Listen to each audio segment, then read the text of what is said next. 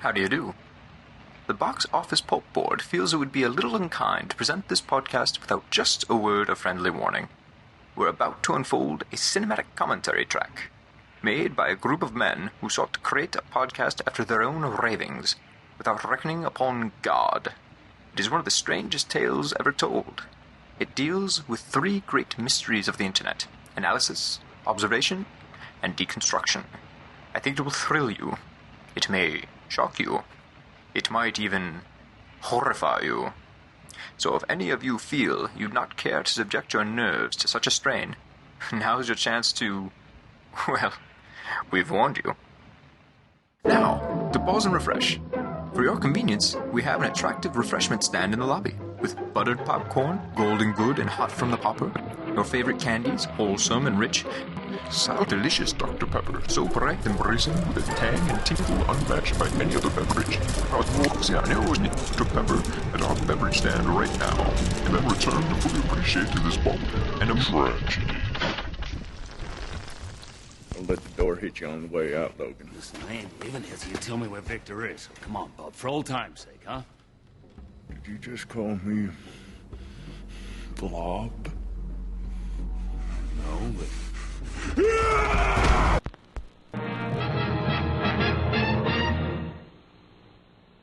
The following movie is rated R.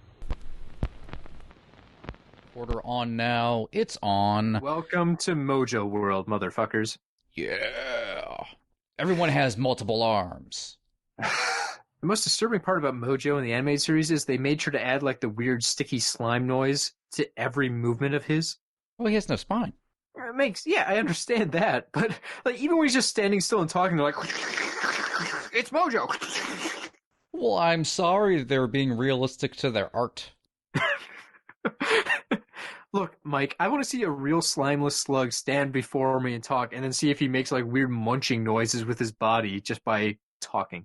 Of course he would. He'd sound like Boar Gullet. All right, Mike, I can't honestly say I know what Boar Gullet sounds like without listening to a soundbite, so you automatically win the debate because I can't prove you wrong. Hey, Mike wins. For now, I'm going to go find Boar Gullet, and I'll let you know. I'm going to find Boar Gullet. No, you're lying. I'll cruise the stars till I find Boar Gullet so I can prove this bet. I found you, Boar Gullet. I love you. What? Oh, you went a different way. I thought I was tracking him down to like freeze him in carbonite and give him to a bigger slug. Why would you do that? He's Boar Gullet. You racist. Boar Gullet's worth money on 9 systems, dead or alive. Well, yeah, because he's a fucking delicacy. Oh.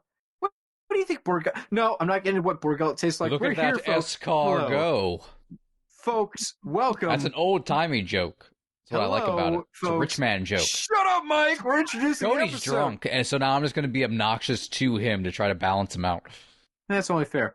Welcome to Box Office Pulp, your one-stop podcast for movies, madness, moxie, and tonight we meander to the start of Wolverine Origins. We're all very excited at the Bob Crew to talk about X-Men Origins, Wolverine. I'm glad you did I'm the your pause host. correctly, by the way. That made me happy. You're welcome, Mike. Anyways, folks, I'm your host, Cody. Joining me today for this bop in a movie are my co-host, Mike. Say hello again, Mike. My power is I can kind of shoot things well because of nebulous reasons. I'm a very like D-list character from like a one run in Deadpool that really should not have been brought into live action. I was in several drafts of the script. That was strange. Yay! And my other co-host, Jamie. Say hello, Jamie. I'm the final host being brought into the pool. The box office pool. Ooh, I assumed you lit light bulbs. I can do a couple of different things. The 70s were not common. I like the defensive there. I can do several things. I feel like that's what that character would do, though. Like, you know, I make a good living at this carnival. Thank you very much. I'm still living off of residuals. Leave me alone. I'm in Star Wars now. Don't know why. Oh, God. What about the hold-up maneuver? Oh, we just all suicide dive into the... Anyway, that's the ending of The Rise of Skywalker. Which I don't need to get into right now. But I like Dominic Moynihan. Same here, but you somehow made me more depressed than talking about X-Men Origins Wolverine. You made me remember Star Wars. Folks, speaking of depression, let me segue into the drink of the night. That was the strongest segue we've ever had for the segment. I just want to say before, that. we should explain a little bit between us recording the commentary for X-Men 3 and us recording this commentary, the entire coronavirus pandemic happened. So we've all been sequestered. So Cody has lost his goddamn mind. I was already there. Jamie's just trying not to die every day at Walmart. So yeah, we're you two all have in a been bad sequestered. place. I've been reverse sequestered. We've got cabin I'm in fever. the shit. We've got cabin fever. Cody's liver is no more. I don't need one, Mike. I'm one with the booze. I don't even want to have this empty soda bottle here. I just pass everything through that. Toxins go into that, and I squeeze them out. I was going to say, I love how the arc of the X-Men franchise is matching where we are in these commentaries. Like, really, it's not coronavirus. As the days go on. The cure didn't work. Is coronavirus not the Tom Rothman of viral outbreaks? This is it all collapsing. This is the final straw. Like it was the final straw in Tom Rothman's career at Fox. Folks, I was going to say, folks, shut up, but I really. Go, They're shut not up. saying anything. They're at home, which I hope they are, being safe. We have an hour and 47 minutes of fucking Wolverine Origins to go through. Let's just get on topic so we can get this over with and we can get drunk on the way. Speaking of getting drunk, not as good of a segue as before, but regardless, the official drink for X-Men Origins Wolverine is the Boilermaker. What you're gonna need is an ounce and a half of whiskey, or more if you're a freak like me, and a beer. The more beer, the better.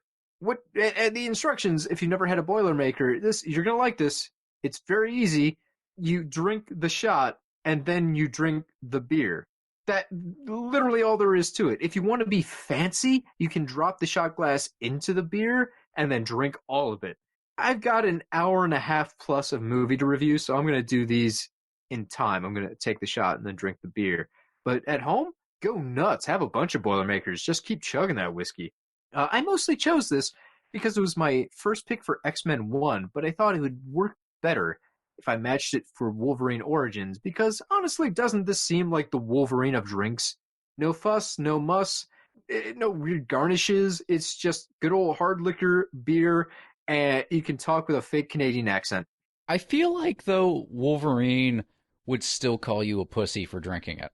For the beer or the whiskey? Not both, somehow. Oh, man. In X2, he goes after a beer, so he'll drink that. I imagine him as a whiskey man, but... Oh, he's definitely a whiskey man. I just feel like the concept of making some sort of game out of it almost would just be like too far. It's not a game. You have a shot and chaser, man. That's it. This is as classic as alcohol goes. Not for Weapon X. You said it with so much authority, I can't argue, but I think you're wrong. Like the response is immediate authority over this so like, fake he's right. children's like character. Yeah. A is the first letter of the alphabet. And it's like, oh shit, he said it. He's right. I mean, yeah. All right, well, folks at home, I mean, just I don't know, grab your whiskey and your beer. We're gonna watch X-Men Origins Wolverine. This is a commentary, so we're gonna talk over the length of the film. If you have a copy of it, have fun. Join us. Put it on your DVD player. Play us in time with that. Or just listen to us as a podcast. Again, not your dad, not your father, not your government. You do what you want. Have fun. Live your life. But don't go outside. Right, we're not the government. Please don't go outside. Give that a couple more weeks. Yeah, unlike what I usually tell you, drink all that, shelter in place. Stay at home.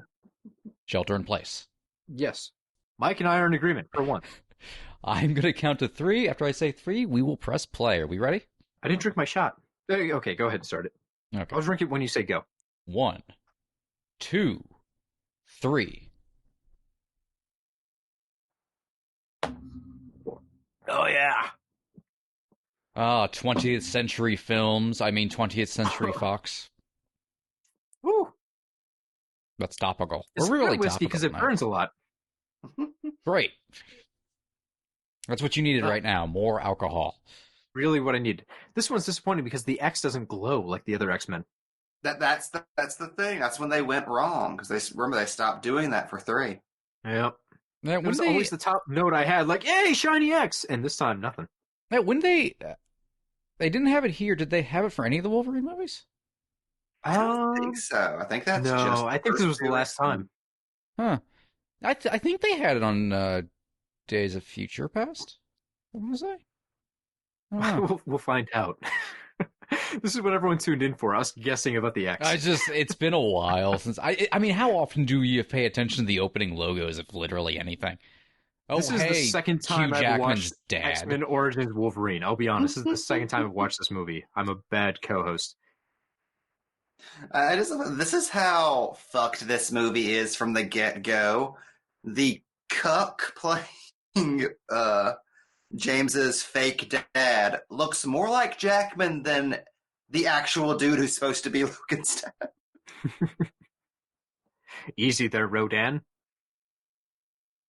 I don't want to. Okay, normally, folks, you know the drill. At this point of a movie, I just be running through like the IMDb fest of this. Like the You don't have Wolvie facts? I have Wolvie facts, but I'm going to Wolverfacts? reserve them for after the opening credits because they're the best part of this film. That by and large. Well, not like okay. The opening credits to this movie are probably the best part of the entire X franchise. They're kind of beautiful. They're amazingly beautiful. They're great. They're like intellectual. There's so much happening in them. We'll get to those when they happen. We have to go through this kind of weird melodrama first of X-Men Origins. Like we get Wolverine's origin story told succinctly here. The weirdest retelling of Origin ever. It's very succinct. Yeah. Also, I'm that's a very nice way impressed. to This say it. guy, though, looks almost exactly like Liev Schreiber. So you get best Oh, of yeah. both worlds. Weird, right? Yeah, that was good casting. I remember how surreal it was just seeing a scene from Origin, even as awkward and cartoonish as this is. Like just seeing Origin represented on the screen. It's I felt like surreal. that wasn't that old at this point. It was only about 5 years, I think. It's oh god, this oh. And this isn't how the It wasn't original. your father, and the kid slowly realizing like, oh, I killed my real dad. We all have to Oh, speak in exposition because the scene has to be so short. This is not also how the original script opened, which it originally opened. The one that's kind of still the one that's just written by Weiss and Benioff. And that was still mostly going by like studio notes and stuff, but that one opened in a different time period with James like walking down the road and stuff. It didn't use Origin at all. But that also Really? jumped around differently and had a very different structure to it. The beginning and where we go. It kind of jumped from an opening flashback to Logan in bed with Silver Fox. Probably would have worked better. This A little like bit structure, but it also didn't have Victor and Logan were brothers and stuff in that version. yeah. The idea of them being brothers is perfectly fine. It provides a lot of built-in drama. That's great. But this Yeah. scene conveys it in such an over-the-top soap opera kind of way. It doesn't work for me. It's very awkward dialogue. It feels very like I don't even know who filmed these scenes. I mean, it doesn't Well, help it that moves- that scenes literally couldn't be written, so that didn't help it matters Yeah. much either. Here we're into the really great, amazing montage. This is Yeah. up there with fucking like the Watchmen opening montage of just the Oh, yeah. best. Just what an amazing idea that Wolverine and Sabretooth were brothers in arms and brothers throughout pretty much all of American history. And to be able to show that for like 3 minutes, it's inventive, it's clever, it's cool, it's exciting. This is like enough to sell the movie. If you made this the trailer, I would have shown up in theaters. And unfortunately, nothing else in the movie before or after can compare to what a cool idea and presentation this is. I almost wish this was just the movie. So cool. Yeah, Like any one of these moments, if they just picked a cool historical moment to fixate on. Like, what if it was just Wolverine and Sabretooth working through World War One? What if it was 1941, but Wolverine and Sabretooth? Like, shit, there's so much potential they're flashing by that we will never be able to revisit. Just think, somewhere on that beach is Captain America. Wielding his mighty shield. And this sets up a lot of what Gavin Hood wanted to do, and what Jackman also wanted to do, which is they really wanted to do a PTSD story. And this is really the only place Gavin Hood seems to be able to make the movie he wants to make. Is just in this opening title sequence. He seems to be only proud of this scene as well. Well, it's so fascinating. It's fun to watch. It's cool. It's clever. There's so much going on here that I'm like, oh, I'm invested. This is amazing. Look at that transition of him just fucking blowing up a bunker to Sabretooth enjoying way too much shooting the Viet Cong. Like, there is so much character and stuff going on here. I don't have bad things to say about Gavin Hood, but he is unfortunately the head of the worst entry in the X-Men franchise. Like, I'm not going to say Gavin Hood is a bad director. I just feel like he was saddled with a movie that was below his talents. It's no one, it didn't matter who made this movie. It was such a toxic environment. This is how it was going to turn out regardless. Between the toxic studio environment and the writer's strike, it was a perfect storm. It didn't matter who was behind the camera. And in most instances, I don't even think Gavin Hood is necessarily even behind the camera. Like, I think it was that bad. He's just filming scenes. He's filming things he's being asked to film at the end of the day. Yeah, they were like receiving new pages of script every day, weren't they? Sometimes with like 24 hours to prepare. Whoa. I'm sorry to interrupt. Executive producer Richard Donner? What the fuck? This was a Donner Company production. Richard Donner actually came onto the set to try to mediate between Hood and the producers. Yeah, because they were just gonna fire him. They had like 2 people lined up already. Yeah, it was awful. Also, to interrupt, this is like the most amazing Wolverine scene. Just Wolverine and Sabretooth tied up in a firing range, and Sabretooth saying, "Wake me when it's over." Oh, and we just hit the part of the movie where I don't give a shit anymore. We made it a minute 39 into the film. God, goodbye, Cody. How is that possible? It starts with so much promise. I'm sorry, I'm wrong. There's a minute 39 left in the film. Thank God. Gavin Hood's only talked about like a lot about this film only a few times, very briefly. But you can kind of, every time he talks about it, and every time other people have talked about it, you can start to see kind of a timeline of where things started to go awry. And it was very rapidly. Where this was pitched as a R-rated revenge movie about a soldier with PTSD, essentially. Like, that's what Jackman wanted to do. That's why Jackman went to Gavin Hood. So it started to be developed that way. They hired Wise and Benioff, who hadn't made Game of Thrones yet. Before Wise and Benioff really even started to make the script, Fox started to get ideas of things they wanted to do. By the time the writer's strike happened... Wait, Mike, you're saying Fox impeded a movie from being the best it could be? It's strange, right? And we talked about... Wait, you're saying a 2000s era Fox movie by Tom Rothman up by executives? Well, I don't know what to believe. And you mean to tell me that 20th Century Fox, in the year 2009, had conflicting internal ideas about where to take the X-Men franchise at that critical juncture? Is that what you're saying, Mike? Remember when You, Me, and Dupree was their highest-grossing movie one year? I'm sorry, Mike, say that again. What was their highest-grossing movie? You, Me, and Dupree. The dog producer movie. myself. I'm gonna go jump off my balcony.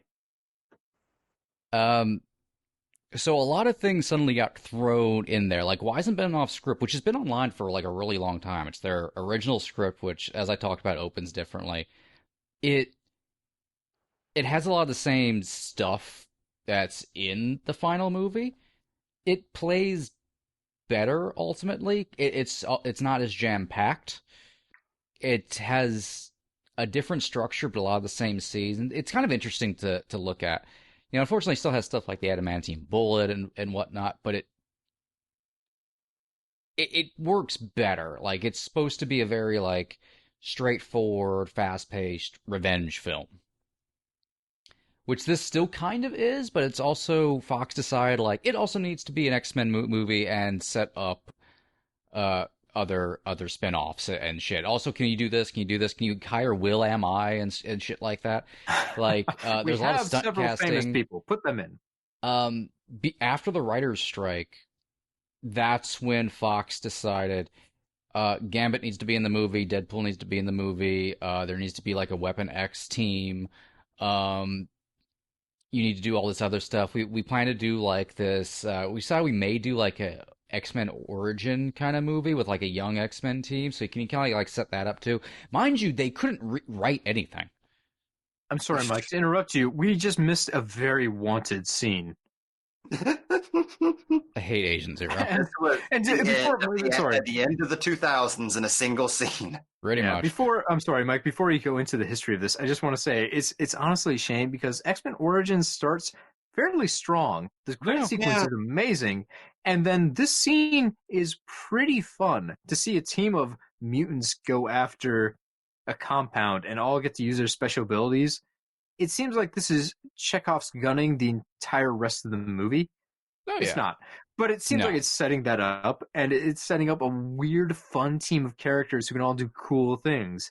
And Like, in a Wade's perfect delightful. world, here's your Deadpool, and you have a great prequel movie to a Deadpool series. Instead, this turns out to be like the ex-girlfriend to Deadpool. Like, it inspires Deadpool to be better, but out of spite instead of out of love and conditioning. So I have I have my own Wolver fact here. When Wolver fact! when Blob punches the tank, that's Kane Hodder. Really? Oh, really? Yep. Oh, that's so cool. I never knew that. That's amazing. I mean, it makes sense. Kane Hodder's had to do all sorts of stunt stuff besides Jason. I mean, that's what his career was before Friday the 13th. Yeah. I never think of him doing actual stunt stuff. I just assume, like at this point, hiring Kane Hodder for your movie is kind of a gimmick, so people do it all the time. I don't think of him having his own like undercover career going in the background. You forget he still just does normal stunt work. Yeah. Oh, look at those swords fly. Speaking of wanted, I still mostly, think it's a pretty yes, cool switch scene bullets. for the most part. Oh yeah, I and agree. Reynolds kills it. I mean, Reynolds is literally just improving everything he's doing because there wasn't writers and they couldn't legally write anything. Look, if you have a bad movie and you cast Ryan Reynolds, he'll be the highlight of your film. I mean, we've all seen Blade 3, we've all seen Green Lantern. We understand if your movie sucks and you need someone charismatic, just plug Ryan Reynolds in to cover the gap. Reynolds will do his best always. Oh man, in my phone I was so mad about this, I just typed Green Reynolds because I was trying to find facts. Oh, I've had that dream. Ugh. This is unrelated, but before we get too far away from it, I do want to say this movie draws the opening inspiration from Origin. It does not have a single thing in common with Origin other than those events. Origin is actually a very beautiful and underrated comic. I definitely recommend checking out. Oh yeah. Honestly, I didn't know there was a comic with the same name. Oh yes, that was the first place Wolverine's origin was told. It's titled simply makes sense. Origin. Created out of fear of X-Men 2 spoiling. Pretty much, everything yeah. before they got It's I mean, there's a reason even Mangold kept still calling back to it. Like, Mangold kept using the James Howlett name for a reason. if I can call back to X2 though, that did such a wonderful job of teasing Wolverine's origins, but also saying, hey, this shit doesn't matter. Wolverine can be the person he is now, and his history doesn't matter because he's defined himself by his actions currently. Like, X2 is a perfect precedence of saying, I have an interesting backstory, I don't give a shit. Well, I'm going to move on. I'm a new person.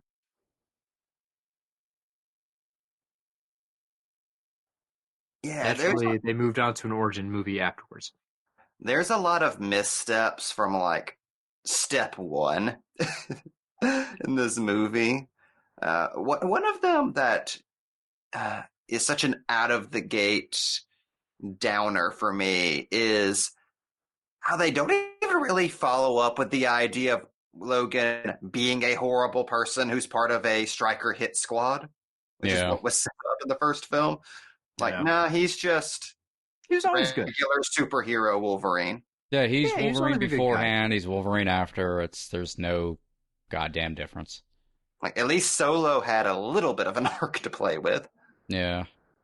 Well, one thing I really enjoyed, I recently binged the X-Men animated series, and one thing I really liked about every time they explored Wolverine's origins, they went into the fact that he had implanted memories, and he didn't know what was true about his past and what was made up, and he had to just kind of walk that line.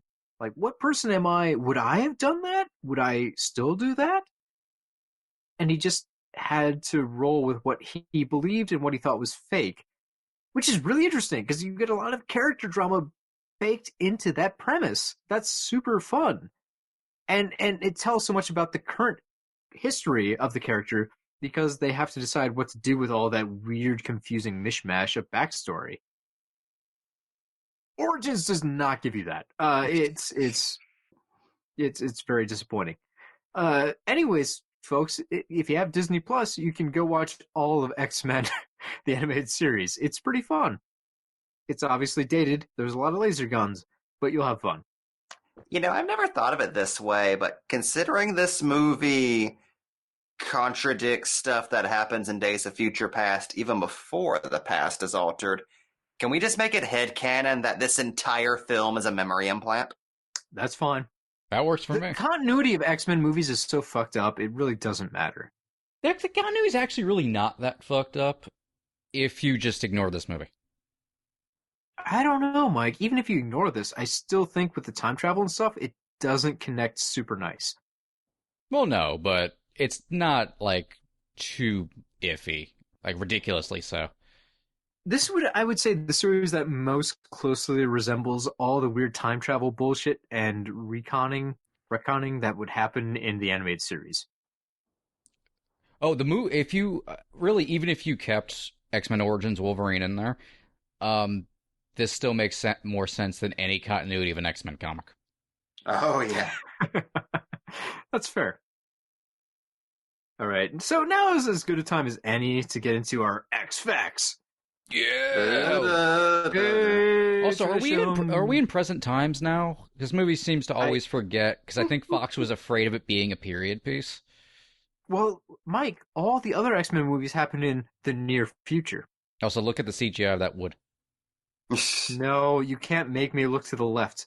This reminds me of when around the same time Dumb and Dumber came out, the Dumb and Dumber prequel, which is also just set in modern times because studios were really afraid of period pieces. Oh, how that would change very quickly. What a weird thing. All these lumberjacks are laughing at Wolverine for having a girlfriend. Like, what the fuck? They were in high school. I don't know any fucking lumberjacks, but I'm pretty sure they wouldn't be like, you got a girlfriend. They're lumberjacks. They go into the woods and have sex with one another against the trees. That's what lumberjacks do. God damn it. Don't you know anything about lumberjacks? Mike, you've just pitched a sequel to the Lighthouse. You've done good work. Thank you. You like my lobster. We bring Willem Dafoe back. You like my furs? Oh, what a freak, that sword swallower.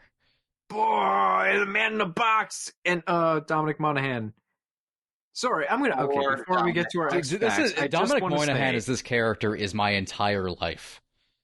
I feel so bad for this man, not the actor, the man. Dominic is an incredible actor. He's been in great stuff. Like, you can't argue with the Lord of the Rings. fuck, he's amazing even in stuff like I Sell the Dead. He's fantastic. Lost. Fuck, man. Oh, great character. Great actor. And unfortunately, he is in stuff like this, where I don't know if it's Hollywood not having a use for him, or it's him just kind of turning down giant pictures because he has enough money to live off of, where he just kind of picks fun stuff. I don't know what to think. I want him to be in more things because, like, I'm assuming you guys are the same. You pick a couple of people you think, that's my favorite actor. Whatever they're in, that's my favorite. Yeah. And he was one of mine. Like, Ron Perlman, Dominic Monaghan, like, those guys were like, whatever they do, I'm here to watch. And unfortunately, he is not in a lot of amazing things. I haven't seen Radio Silence yet, so hopefully that's pretty good. I honestly, I do get the impression that's just like, he has enough money to live off of forever. So when he acts, he just wants to do random things that he enjoys. The Rupert Grint life? Oh, yeah. It bothers me so much because this is a great spot. He's in a cool movie. Like, he has a chance. He was in the X-Men Task Force, or, well, Weapon X, whatever you want to call it. And he doesn't do much. And then they transition him into a depressing carnival life where he gets killed off. He's having a good time of it, though. He doesn't Lighting seem his that light happy to bulbs. be living the carnival life. Yeah. Do you know how many babes he gets inside of that trailer filled with light bulbs? As a carny, I would assume none. Just living the Fester life. Oh, he's like the character in what's that Joe Dante movie? With the fucking hole in the floor. Oh, the hole. The hole. Yes. Literally the hole. The hole, yes. He's the Bruce Dern character. Okay. Oh, I feel like Dom Monaghan is absolutely going to have a Bruce Dern career once he gets some salt and pepper in there. I could see that.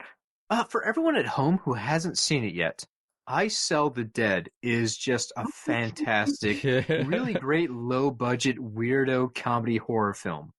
If you haven't seen it, watch it. You'll love it. If you've enjoyed anything from Glass Pix, that's where you got to go next. Wholeheartedly embrace it and love it. I really, really wish that we'd gotten like 5 sequels of that weird quasi-Hammer film made in like 2000.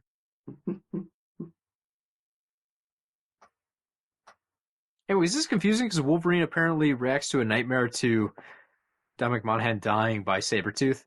Obviously, that's not what the movie's really implying. That's what the editing does, but it seems weird. All I know is Hugh Jackman is very muscular in this scene.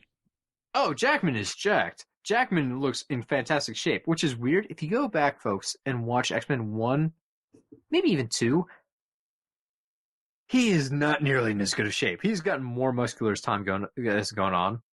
Oh, it's like old rock and new rock. Yes. X-Men 1 makes sense because Jackman was brought in last second, so he didn't have time to get ripped. Oh, he just But gets more and more Jackman really muscular fucking every won film. Wolverine since then, and has gotten just progressively more and more jacked since time has gone on. It's impressive his dedication to the role. So I here's will another, say it's always very amusing to see Jackman working a Wolverine job in this movie. with a stogie. Yeah, they go that far. Danny Houston, get out of here. You deserve better. It's sad. Okay, I shit on this movie all the time, but I'm mad because there's a lot of talents I appreciate so much. Oh, the cast of this movie is incredible.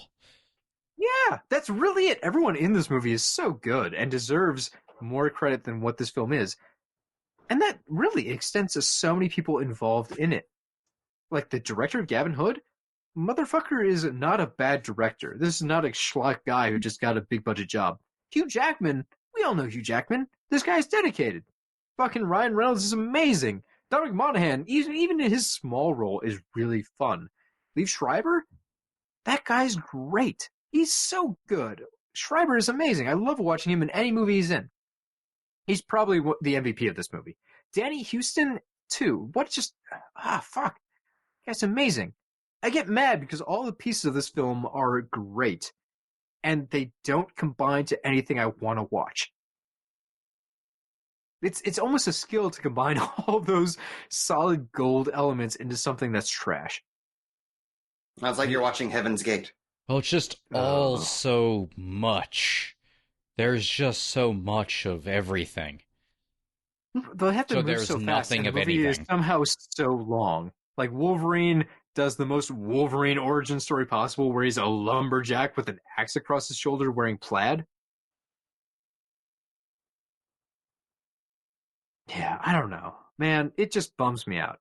Here's a behind the scenes like little factoid that I think really sums up the hell of a production of this film.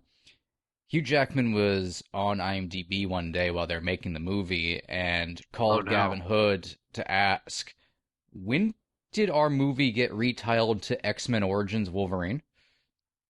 Oh, really? They found out through IMDb. What was the original title, do you know? Just Wolverine. That would make more sense. What a weird mishmash of a title. That's just Sorry. it's weird. Fox was like, no, you only make 3 movies and then you stop. So now we have to go to spin-offs, but they still wanted X-Men movies. So To be fair, like that was throw 'em the in common title. knowledge at the time. Like you do 3 of a thing and then you switch to something else. Everyone thought trilogies were what you did then. They didn't Yeah, realize it's like very true. Like the it's not Marvel even just a model wasn't Fox there. thing. They didn't realize you could do forever. Like Harry Potter was weird at the time because there was going to be so many of them. Honestly, Harry Potter is still kind of weird. Not as weird because Fast and the Furious has gone on for like 9 movies and they're still going, and they have spin-offs. But even now, most people think, oh, they're going for a trilogy, and it's weird if they don't get that. Like Well, there was people being me, people are still mad that there's not a Hellboy 3. They did a Hellboy reboot after 2. Like, no, you got to do 3. I'm mad about Hellboy 3. I want a Hellboy 3. We all do. don't we all? God, now that I think about it, we're essentially watching the 2000s equivalent of the Hellboy reboot. Very similar behind the scenes drama. Jamie, you're so right. It makes me really mad. Okay. Nothing interesting is happening here, so I'm going to read through my X facts. Folks, boy, you're a long way into the movie. I'm sorry, but the movie in front of you was directed by Gavin Hood. And let's be honest, most of us don't know Gavin Hood's other films. His movie Satsi won the 2005 Oscar for Best Foreign Language Film. I didn't know that until I researched this movie, so if you didn't know it, you're on my level. That's Maybe you how know. he got this. Nice. Is Jackman saw that and got Hood to direct this. God damn it, Jackman, you've ruined this man's life. Yeah, he probably got paid.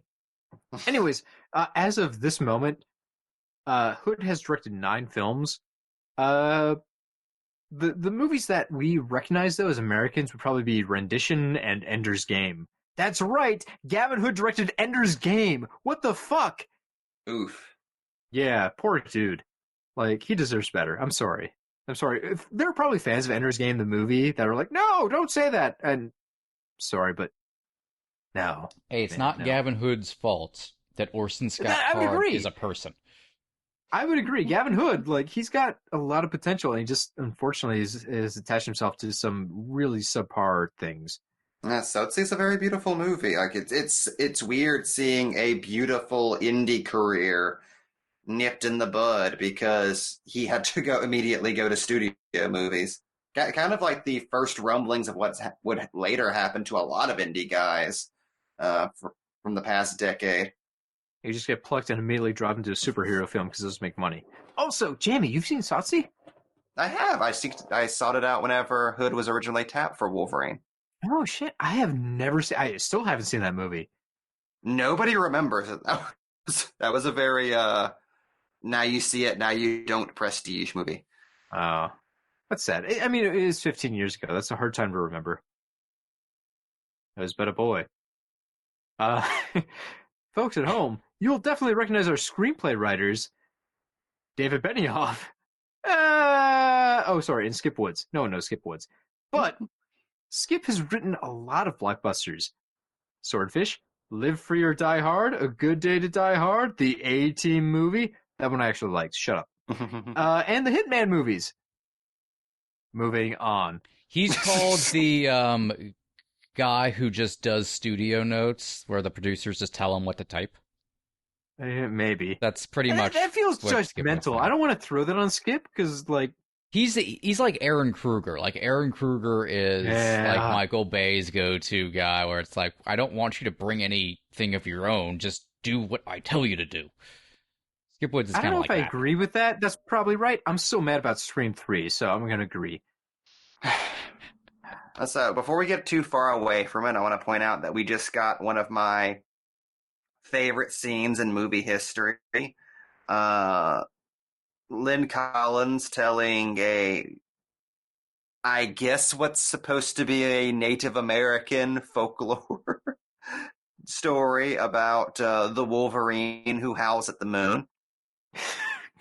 Because 30 years later, no one involved with the character of Wolverine knows what a Wolverine is.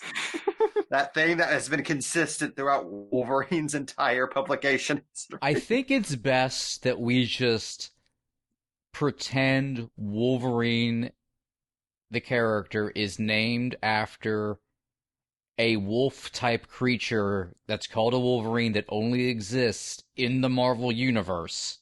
And the Weasel Wolverine that's in our world doesn't exist in that world. I think we just need to go with that, because otherwise That's you fair. get awkward. Nope, that's cool with me. Let's cool. Super fine. Although I will say, fun topical thing, because people who listen to this from like a year from now are going to be very confused.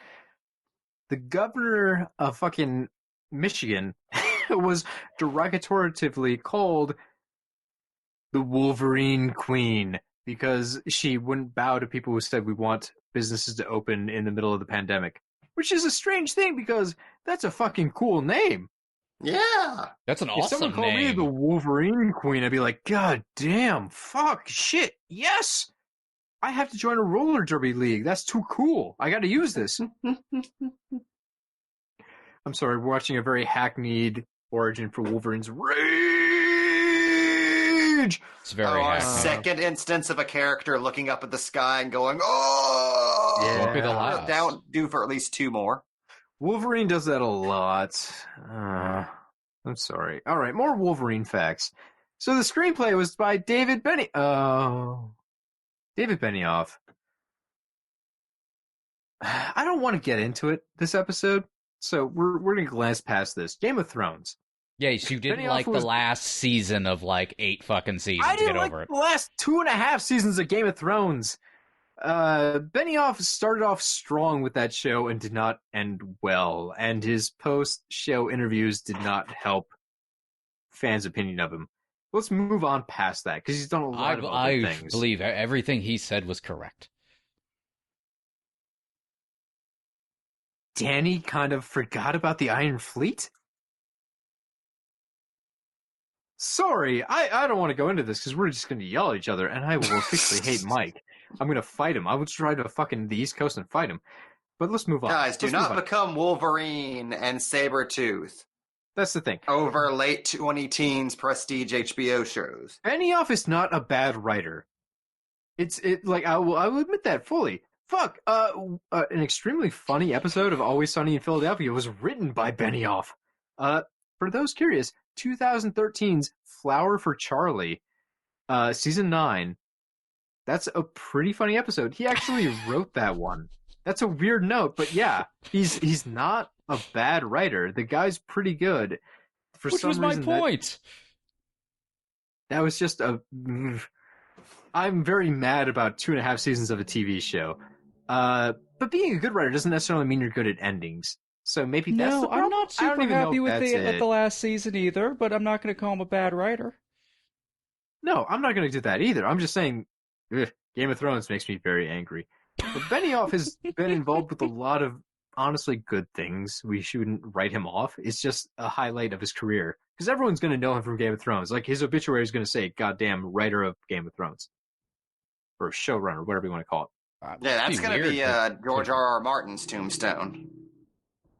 it. I don't like how they would put "God damn" in his obituary. That God damn, seems more obituaries need that. Like, unnecessary. God damn, he's dead. What a fucking loss. Folks at home, if I ever become important and I die, please put that in my obituary. Now, More profanity, the better. Now, I will say, going back to this movie's handful of strengths, I've always enjoyed how brutal this fight is. I find this is one of the very few satisfying fight scenes in this movie. Oh yeah, it's a great part of the It video feels game very too. much. Yeah, it's very much a Rocky fight scene though, because you know Wolverine has to get his ass kicked by the main villain, so they can regroup at the end of the third act and reconcile that. Like Wolverine comes around and shows his strength over the guy who beat him previously. Here's That's not a no, complaint about this movie. That's just general movie formatting. Yeah. Like your villain has to beat you earlier so you know what a threat he is. In a sports film, that's just how it works. Like he's got to kick your ass once so you can kick his ass at the end, and apparently that's more official. I have another fun like Gavin Hood fact here. I have barely made it through my X Facts, but please continue. He so other than like stuff like this, of course, is him directing, but a lot of like the basic action scenes.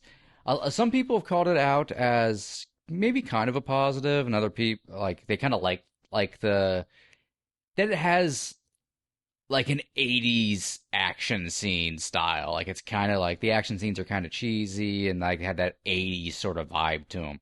Gavin Hood The felt film the doesn't have same that thing. look, but I could see like if you filmed with more grain, people being Yeah. tricked into believing that. Yeah, Yeah, I could but definitely, specifically just see the that. action scenes. And Gavin Hood felt the exact same way. They all looked like 80s action scenes. He spent the entire production arguing with the second unit director, who just felt like the movie should look completely different.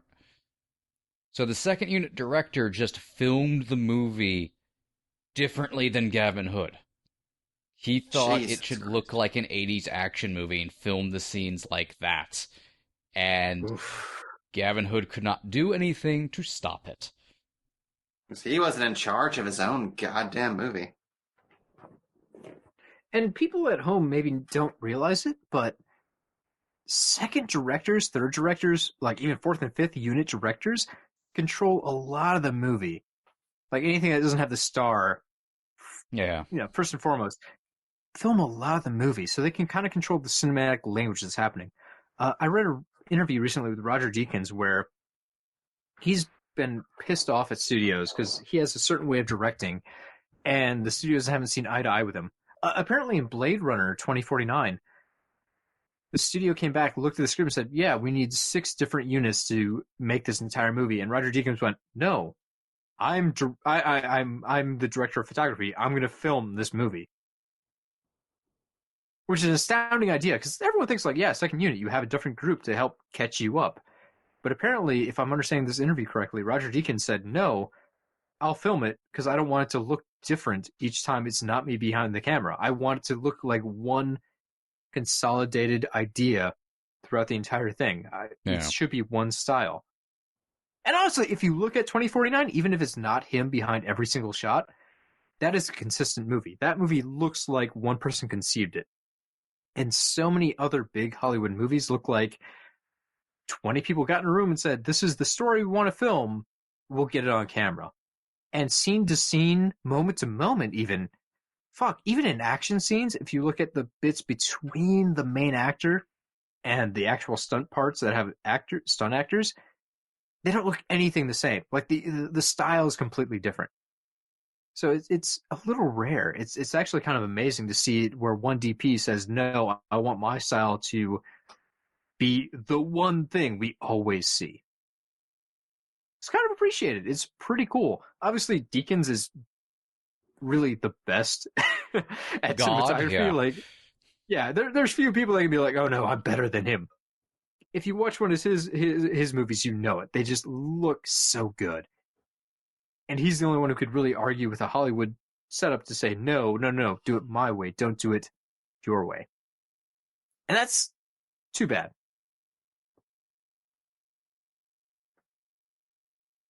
Anyways, do you guys want some more X Facts? Always, can I just say, it really bugs me that they fucked up the entirety of Weapon X here. They got the tattoos wrong, too. Yeah. Whatever. Your X Facts, I'm sorry. Good transitions, though. I'll give the editors that. They did a good job moving from scene to scene. I want to know where they made those new dog tags, though. They had a little They'll machine do. off to the side. Just to kill time while, they I'm not really sure what they were doing to prepare. He kind of just laid down. Yeah. More Vita Rays. Stuff's happening. Anyways, folks, our cast for this X film. Got Hugh Jackman reprising his role as Wolverine. Hugh Jackman, again, I feel bad for everyone in this movie because I'll shit all over Wolverine Origins because it's just a bad film. It really is. Like I have no enjoyment of this. But the individual components are really good.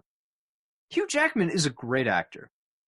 Like, we've all seen him in different things. Fucking Real Steel, as not great of a movie as that is very fun because of Hugh Jackman. Hugh Jackman's a good actor. Then we have Lee Schreiber. Again, that guy's great. You add him to your movie, even if it's some sort of, like, C-budget thing, it's going to be pretty fun. He's back here as Sabretooth. Do you guys have a preference between Lee Schreiber and Tyler Mane for your Sabretooths? I think everybody prefers Liev Schreiber. No offense to Tyler Mane, but who picks Tyler Mane? Tyler Mane had the look. Tyler Mane, definitely. And he had presence and stuff, but so does Lee Schreiber. Oh, yeah. I wish we got Tyler Mane in more stuff. That guy is just huge and he looks cool as fuck. He has a very ominous presence. Yeah, he's actually oddly charismatic. Like, Liev Schreiber brings personality to the role. Tyler Mane brings like an intimidation to it. Like, he looks like he's just so big and stuff. They also didn't give him any lines, so it's not like he can really act against Sabretooth so much. Bring Tyler Mane in as Omega Red. Oh, that'd be cool as fuck. Yes! I love that idea. That'd be Also, cool. bullshit. Nobody is drinking champagne and saying he'll have no memory over and over again. Bothers me so much. I'm convinced the entire reason Weapon X is even in X-Men Apocalypse is because this scene pissed people off. Like, just pissed off the creatives behind the original movies. So they're like, nope, we gotta fix it. X-Facts so we didn't have to look at it. I just love how absolutely nothing lines up with the handful of things they had to worry about. Well, it's kind of weird, too, because in X1, X2, when they do flashbacks to Wolverine's origins, they're very stylized. Obviously, they're all from Singer, so they're going to be matched in their style, but they're very green-tinted. They're very, like, you recognize them. They're not trying to fool you. This is a very distinct look they're going for, and this movie is like, it doesn't help kind of that plain Jane. We had characters walking around the Weapon X facility sets where Wolverine got his adamantium claws in X-Men 2, and this building, this room, looks nothing like it. Yeah. And most fans, honestly, don't care. I'm sure they don't care. Yeah, so why bother? You're trying to reach the masses and not the people who are, like us, going to complain about this many years later on a DVD commentary that no one will listen to. Still frustrating. Anyways, more X-Facts. We're still in the cast. This is like category 3, guys. Come on. Danny Huston, who we'll see right now on screen. I have a lot of respect for Danny Huston. I think he's great. I think he has picked so many great movies to be in, but he's not an A-level actor. They're not going to use him as a substitute for George Clooney. And unfortunately, he is the youngish Stryker, which... I did the math on this when it came out. He is the age Stryker would have been at that time. Yeah. But it doesn't help that Danny Huston looks 70. Danny Huston always looks 70, yeah. No, I wouldn't say 70. Danny Huston always looks like he's late 50s. Which, to be fair, kind of matches, like people from that time. Like, you looked old in middle age. Or even, like, in your 30s, and then everyone's surprised when it's like, what, you're still alive, like, 20 years later? I thought you were, like, 80 when I first met you. No, I'm eternal. It's weird to think that this character was almost Michael C. Hall. So that's what they were going for. Oh, that'd have been weird. That'd have been so weird. Michael C. Hall doing his weird southern accent from Gamer, too. Oh. Oh, that's a bad shot. Oh, what a bad weird ass shot. Anyways, though, I want to give respect to Danny Huston. Fuck, man, think of 30 Days a Night. But even American Horror Story with Danny Huston, he is great. He's a presence. He is Oh, yeah. such a great actor. Fucking love Danny I feel House. so bad when there's a bad movie with great actors involved. Like, you deserve better than what was given to you. Anyways, man, if you're listening, I salute you. And boy, not a good portrayal of young William Stryker. And maybe not the other big name. if you put it next to Brian Cox, it's like that's not really the same character. If you look at it by itself, it's pretty good. Also, hey, Vindicator. That's really the problem, though. I have like Cox does an amazing job with very little screen time. I think X2, honestly, yeah, people bitch about it now, but I think X2 is still a great movie. And oh god, there goes Naked Wolverine. Remember, this old guy is Vindicator. I don't wanna. These are the Hudsons. What's funny is make them just an old couple instead of two superheroes. They serve the same function. Yeah. That's really weird to me. That's how useless those characters are, honestly. Also, they're in every movie barn ever filmed. This could be the fucking set of Jigsaw. Like, it doesn't matter. This Jason's is the movie actually barn. hanging from a rope off to the side after having just been defeated. It really is. This is the most generic movie barn. I'm sure there's one in a studio backlot somewhere that everyone films in when they need a barn. Barns and Morley cigarettes. Why? I always wondered, like, why is Wolverine doing that? Like he just came through time to stop the Terminator. It's just a weird pose to go into. He is. He's 100% I feel like doing Jackson's doing that on purpose, though. I feel like he wants to be kind of... Da-da-da-da-da. I think Jackman is... I appreciate that he is giving this performance his all, so Wolverine... You can still watch this and go like, okay, Wolverine's still Wolverine. Because Jackman's not happy. Jackman is so not happy with anything that's going on. No, It's I would very agree. I sad don't think to the think- actors are phoning it in. I don't No, think they're not at all, acting no. like they're in a lesser movie. Although, I want to say, holy fuck. Okay. So the bathroom scene where Wolverine's claws first came out, I was I'm struck by this. obsessed with this. In theaters, I was amazed. I'm like, I haven't seen CGI this bad ever. And I lived through The Mummy Returns. I could not believe when I rewatched this a few weeks ago, they've never gone back and fixed this. I thought for like a 4K release or something where they would have done something, but no. Yeah. Just the weird shit, like when he touches the claws and they immediately spark, like they look weightless, they look fake. Yeah, look at him shimmer there, and then the standard It's superhero just dumb scene CGI. where you break stuff in a bathroom the first time you use your powers. I want to remind everyone, this movie came out in 2009. This was well past the hump of CGI. This was to the point where CGI was pretty much a normal part of every movie and was used excessively and was to the point where people went, yeah, all right, I can ignore that. This was bad. This was so bad where I was just gobsmacked in the theater. Like, this can't be a thing they actually finished. But they didn't. They didn't. I guess we could get into that now. Also, I'm still confused why they didn't use the practical claws they had for that scene. It would have been fine. It would have been fine. Like, it's really baffling to me. They had practical claws. They used them a lot of the time. Not sure why not in that scene.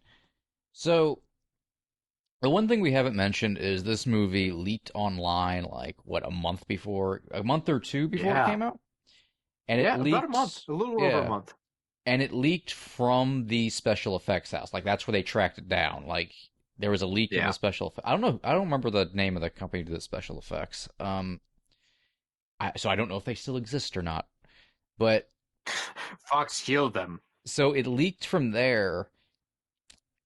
And because it was from the special effects house, they just never finished the effects. Like, they just pulled it from the special effects company and never replaced them. Yeah, basically, this movie had the same thing happen to it that Mortal Kombat Annihilation had. Like, they just released a work print. It's honestly rough. Like, it's just amazingly bad to look at. It's incredible how broken this film is. It's a miracle how broken this film is. Yeah, because we all watched the work print whenever it was first released. Of course we did. We were nerds in the 2000s. I did not. I waited for the theatrical print. You were a good I had boy. principles. Which is weird Cody's because an I had angel. LimeWire and all that. So, I was a dickhead, but not always. No, I Cody's went going to to the heaven. theater. We're all No, gonna that's burn in false. hell. You're I gonna just get a movie owned heaven. the book. You guys don't get Doom Eternal without me. I'm a part of the crew. Rip and tear, motherfucker. Oh no, my butthole. I want Damn Cody it. yelling "rip and tear, Oh, no. motherfucker" to be my ringtone. That's what all the Sentinels say as they salute you as you walk through their island. What I was trying to say, Cody. Go through your shit. I've actually seen the work print way more times than I've ever seen the theatrical cut, and almost nothing has changed effects-wise. There's a few That's- the logs in that one scene are more refined in this version, but See, that that's was about it. the weird thing, because to this point, when I thought of movies that were leaked, this was still back in the age where everything was on film. So if a movie was leaked, you thought like there was some guy, some asshole in the theater with a camcorder who recorded a really shitty version of the movie, like behind someone else's shoulder, and the camera kept moving the entire 2 hours. Like just a bootleg. This was kind of revolutionary in that fact. Like someone actually gave you a full print of the movie that just wasn't quite finished, like polished. Yeah, this was the first and last time this ever happened. Like, I think this changed a lot of rules in Hollywood. Yeah. I can only assume, because this is This astounding. mo- This is, okay, you have to think, this is a product that cost, what? How many millions of dollars to produce? My notes say this was a budget of $150 million, but that's Hollywood reporting, so it could be very high or very low. God, now I think about the only It was more than equivalent. $100 million represented by the file that was leaked, which is astounding. Let's be honest, we're not going to make that much money in our lives. Combined, all three of us together, if we threw all of our money in a pot for the rest of our lives, would never make $100 million. Oh, there's no telling how much money they bled from this just because everybody saw it online first. Yeah. The only other thing equivalent I can think of is when the Flash pilot leaked and their premiere numbers took a nosedive. Yeah, that was the thing. People watched it. I mean, you're not going to pirate that shit. And this was before everyone became accustomed to pirating. This was still where pirating was still thought of as kind of like a weird Napster deal. But, after Napster died. The money on this actually wasn't that bad. I'll get to it later when I eventually get through my X-Facts. That's going to be 9 hours from now, judging by the way we've gone through things. X-Facts. Yeah, I will say, practical effects in this movie are fine. Look at that Jeep that we just saw a couple of seconds ago do that yeah. bank jump. That was great. That's good. All the practical stuff in this movie, and this was a surprisingly practical movie for Oh, yeah. its time. Like, the practical stuff still holds up. It really does. Unfortunately, we get stuff like that one guy jumping onto the helicopter a couple minutes ago, where he's just a CGI spot that Where he just moves. floats. Yeah, there's no weight. Or the way Wolverine moves on this goddamn motorcycle. With, oh god, we're watching something bad right now. He does the Akira move, and it doesn't look right at all. I mean, this Mission Impossible 2 sequence we just saw. Yeah. Oh boy, it hurts my eyes. This is fine. This is fine. Everything we're watching in the moment as I talk is okay. But then it gets bad right now. Honestly, oh Jesus, things don't move like that when they have weight. That's one of the big things people complain about right now. Okay, think of the last two Terminator movies, Terminator Genesis in particular. There's a moment where Arnold Schwarzenegger is flung down the Golden Gate Bridge, and he just bounces into a cop car. And you have to think, this is like a 400-pound... Oh, Jesus, there goes Wolverine flying through the air. There goes that Wolverine boy. There goes that Wolverine boy. Something ain't right. Anyways, Arnold Schwarzenegger as a cyborg, a 400, 500-pound robot, just bounces around on the highway like he's a feather, and then it bashes into a car, and he tells his drivers to get out, and he takes over the car. And it's funny, because, that's the line the Terminator says! But our human eyes realize, like, you can draw that on a computer, but we don't have to buy that as real.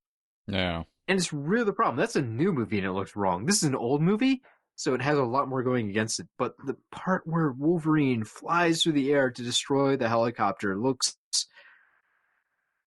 bad. I don't know why every generation of animators, regardless of the medium, have to relearn that objects need to have weight. See, that's why I really, really, really appreciate every Guillermo del Toro movie. Because weight is always on the forefront of his mind when he wants something animated. If you look at the monsters in Pacific Rim, they're so heavy. It's like gorillas walking through goddamn Tokyo. They're all so heavy. They have some amount of weight to them. And that's why it looks okay. Even a couple years later, Pacific Rim looks amazing in my mind because the characters have weight. The robots and the monsters have weight. Movies like this, they're like, everyone flies. They float if they want. We can make them float through the air. Oh, God. A couple of days ago, my girlfriend and I rewatched The Lion King again, the original. And then we threw on the remake just to skip around and do some compare and contrasts on the screen. And the cell animated movie moves more realistically than the photorealistic CGI movie. Simba just kind of bounces around weightless like he's a puppy dog. Like, none of the characters have weight or move, like, affect the environment as they walk. It's like, you can make things so realistic. You can make something so detailed that you can count every hair follicle. But if you don't know how to blend that and how to give the characters weight, you're just watching, you're watching Cool World. You're watching a very expensive Cool World. It's really a crazy, sad thing. The textures have gotten fantastic. I think right now you can render a still image in CGI that's almost identical to real life. Like, you know, if you didn't tell someone you're looking at a CGI rendition of a picture, they could be tricked. But in action, people are still very keen on picking those things up. And it's so sad because if you, like you said, watch animation from the 90s or even the 50s, like if you go back, those guys have learned so much about how physics should be represented. It works. It's really astounding. And it's honestly, it's sad. I've listened to different interviews from Disney directors who talks about working with animators, and they said, yeah, at certain points, like when animation is at a lull, all of those secrets and knowledge, they just kind of died. Like, those guys had to go back and refigure how people did it 20 years ago when animation was still a popular, common thing. It's kind of like miniature work right now. Not as much miniature work is being done because everyone just CGIs it, and that work is disappearing, and people don't realize how you can make things that look properly to scale in the same way as the early 80s. It's just a vanishing art and skill, and people don't transfer it to the next generation of people. There's no apprenticeship program for it anymore. And like I said, like, that stuff, it's not enough that stuff has to be relearned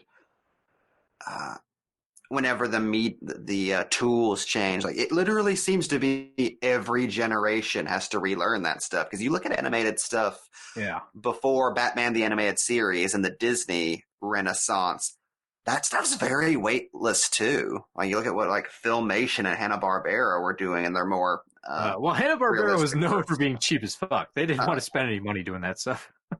They were like, let's just get it out. It doesn't matter. It's fine. Pay two people $5. But yeah, there is a gap, and it seems like it goes in waves. Like, there's people, if you look at the animation of the 30s, do yourself a favor. Go back. Look at stuff like Snow White. It's astounding. That is beautiful craftsmanship. The animation in those movies is absolutely heartbreaking. It's so good. The money was there, and they didn't have any other substitutes, so they just said, do it. By hand, draw out all of these frames. And if you look past that in the 60s, you won't get the same quality. Like, the price cuts were there, the talent wasn't quite the same. It's just not comparable. My favorite example is look at the Fleischer Superman cartoons, and then look at Filmation's New Adventures of Superman, like 15 years later. Yeah, like that's I say it all the time. Animation is the only medium that seems to get worse with time. Like we always have to recapture what is lost every few years. All right, so folks at home, you can see there's the Blob on screen, hilariously wearing a Save the Whale shirt. Get it? Because he's fat. When people complain about Thor wearing a fat suit in the Avengers movies, I just flash back to this. I'm like, it's not that bad. Thor at least has a narrative arc he's working through that explains like weight gain attached to depression. This one does the weird thing where weight gain is just associated with like stupidity. Like if you're fat, you're obviously dumb, right? To be fair, that's always been a weird thing attached with the Blob. He's so fat, ideas cannot penetrate his mind. Where go? Anyway, Wolverine has to box the Blob now.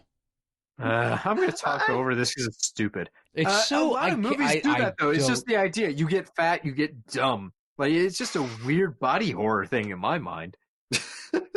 Body horror? Kind of, yeah. No, it is. Like, before that, he was an attractive young man with knowledge and strength. Now he's a fat idiot who works in a bar that no one cares about. Listen, you can like all of the pizza and Frosties from Wendy's in the world, but you can still build an iMac if you want. Sure why my head went there, but...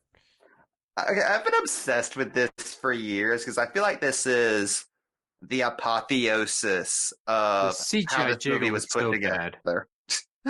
Like, this is just a video game fetch quest. Oh, you have to complete this mini game to get this new mission that Wolverine has to go on. Meanwhile, the fight with the Blob in the actual game was way better. Yeah. It was fascinating to discover that in the original script, this was supposed to take place in a supermarket, but they realized that they didn't have enough money for the Blob to do anything, so he just gets punched by Wolverine. Yeah, that's why the fight with the Blob in the game is in a supermarket. Which, by the way, we've only mentioned the game like a couple times. This movie's existence is 100% justified because of the fucking video game, which is one of the best superhero video games ever made. It's fucking incredible. People still really enjoy the game. The game is popular. I'll give it that. I would love to see that get an HD remake if they could square the whatever rights situation is going on. Yeah, like most Marvel games, it's just lost to the ether.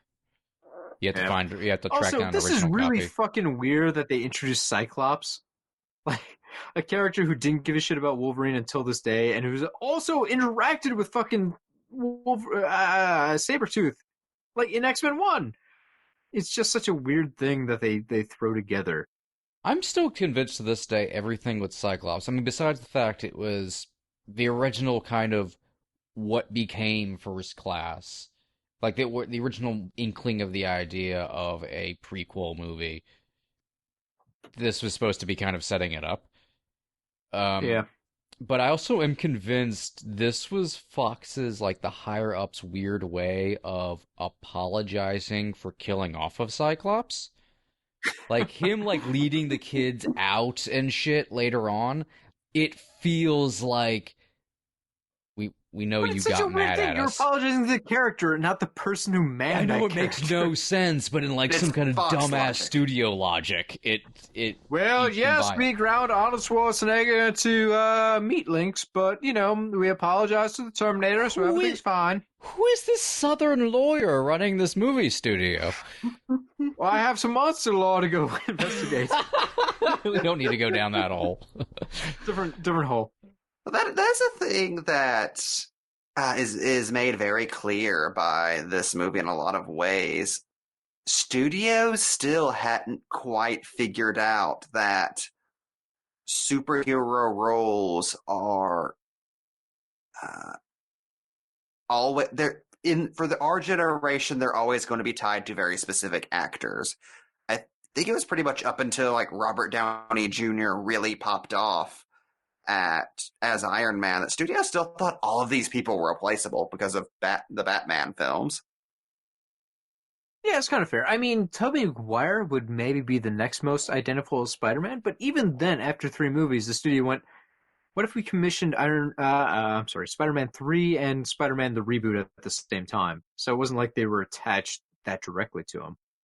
They were still convinced people just came for the characters, and that was it. Yeah. I do miss having the same director for 3 movies in a row. That was cool. Pretty Those cool. were good times. Now you just gotta cross your fingers and hope someone doesn't leave over creative differences. Yep.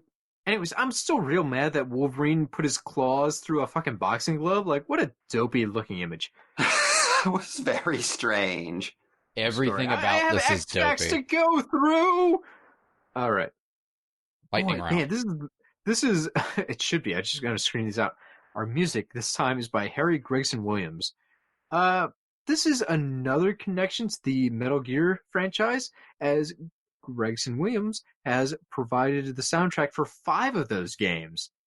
X-Men, Metal Gear Solid, just buddies at heart. I do quite like his Wolverine theme. Yeah, another X-Men throwback. He worked with X-Men 3's composer John Powell on Ants, Chicken Run, and Shrek. Hey. That's right. The man providing the music you're currently listening to is the Shrek Man. This is He not composed All Star. This is not a dig meant towards them. The music for those movies is very good, so it's not like I'm complaining about Gregson Williams. GW has an extensive number of credits. I really don't have time to list them all. You've heard his movies. Our cinematography is by Donald McAlpine. The American Society of Cinematographers gave Donald an International Achievement Award in 2009. He received an Oscar nom for Moulin Rouge. That's right, Moulin Rouge was this motherfucker. Anyways, this guy's done everything. He did Mrs. Doubtfire, Predator, the Time Machine remake. He's really done every genre. It's amazing the number of things this man has filmed. He's done it all. The editing is by Nicholas DeToth and Megan Gill, which I think we've done some amazing transitions in this film. I don't think the movie's good, but I think the work on a lot of the individual units is pretty good by itself. Oh, here's Gambit. Wasting of a good cast for Gambit. I feel bad for Taylor Kitsch. That man has been put in so many subpar movies, and he doesn't deserve it. He was in the least popular season of True Detective. Yeah. The poor guy, like, I have nothing against him. I don't think he's a bad actor. He's just been in so many bad things. I'm sorry, dude. I hope you do better, because you deserve it. By now, everyone just associates him with his, like a death curse, because fuck Battleship, John Carter Mars, Wolverine. The stuff he's been in has not done super, super great at the box office. He's like Chris Pine pre Wonder Woman. He's one of those white dudes Hollywood doesn't know what to do with. Pre-Star Wars. Star Trek. He gets credit for his scene. Okay, sorry, if we can backtrack a little bit. Chris Pine in Star Trek, I want to say, is the main reason for that movie's success. Not even as a joke. I saw it with my girlfriend in theaters, and she told me her favorite scene was the opening scene, and she just openly cried because the father had to give up his son and then save the world and die. You're thinking about Chris Hemsworth. So now we're on Chris Hemsworth. Cody is drunk. No! I'm into myself on podcast. Also, I'm pretty sure Taylor Kitsch learned how to flip cards and shit, and for some reason they did it CGI, and it looks terrible. Yep. Well, remember, this was the Fox that was burning the Silver Surfer makeup at the end of every day because they would be embarrassed if movie news sites found out they weren't doing him CGI. Which is strange because Doug Jones looks fantastic in the costume. I'm very mad about that. Also, goodbye, Will.i.am. This is taking way too long for him to die. And I'm still very embarrassed with my Chris mix-up. Oh, boy. I understand there are a lot of pretty blonde Chris's out there. There's many Chris's, but that's an obvious one. I fucked that up real bad.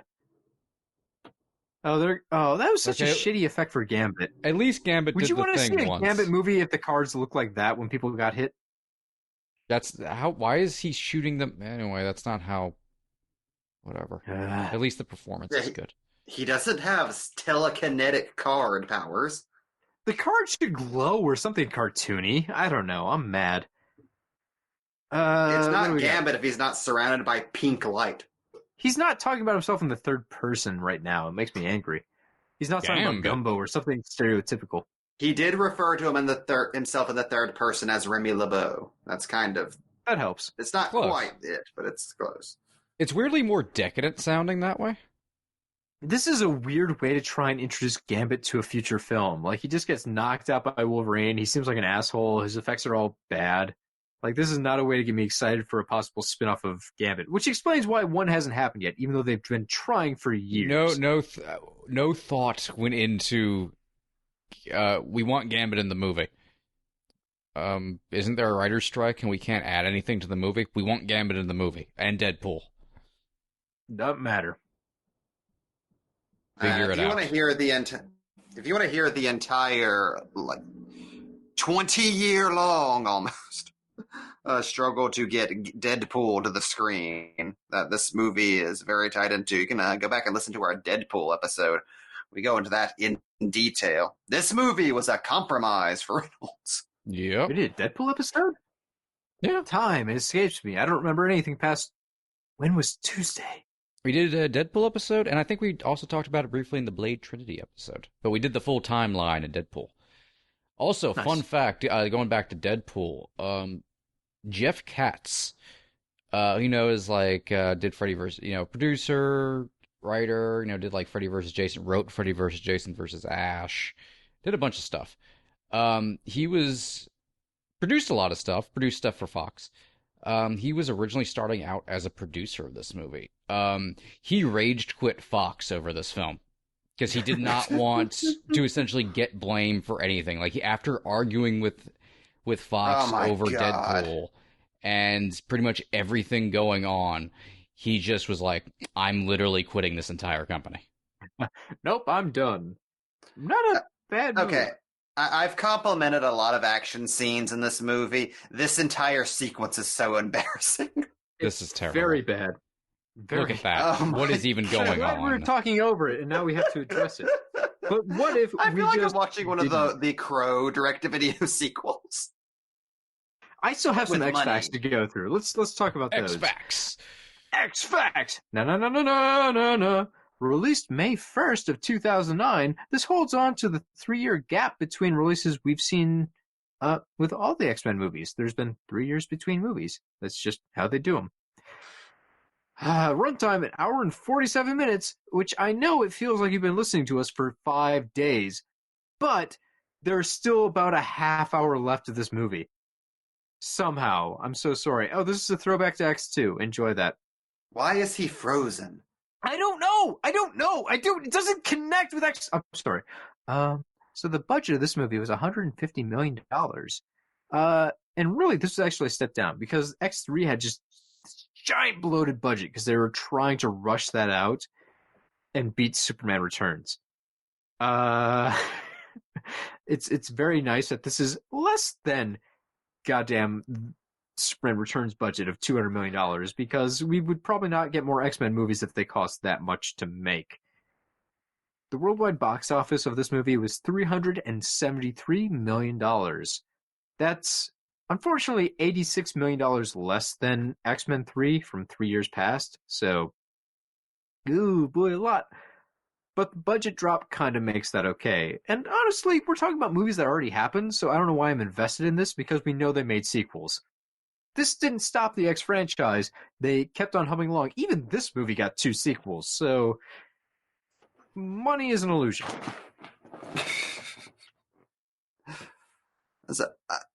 I'm obsessed with this unnecessary murder subplot that hinges on a revelation that happens in a completely different X-Men movie.